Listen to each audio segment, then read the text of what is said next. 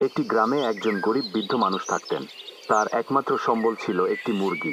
প্রতিদিন সেই মুরগিটি একটি করে সাধারণ ডিম পাড়ত, আর বৃদ্ধ লোকটি সেই ডিম বিক্রি করে কোনো রকমে তার সংসার চালাত। একদিন সকালে সে অবাক হয়ে দেখল মুরগিটি একটি সোনার ডিম পেড়েছে। তারপর সেই সোনার ডিম পাড়া মুরগিটা এলো আর আমার ভাগ্য বদলে গেল। আমি ধনী হয়ে গেলাম, কিন্তু লোভ আমাকে অন্ধ করে দিয়েছিল। আমি ভেবেছিলাম মুরগির পেটে আরও সোনা আছে, যদি আমি শুধু ধৈর্য ধরতে পারতাম। এখন আমার কিছুই নেই। একটি গ্রামে একজন গরিব বৃদ্ধ মানুষ থাকতেন। তার একমাত্র সম্বল ছিল একটি মুরগি।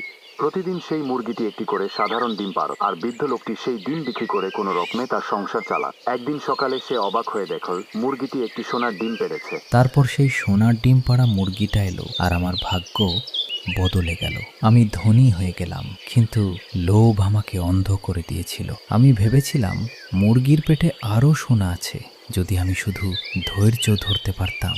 এখন আমার কিছুই নেই।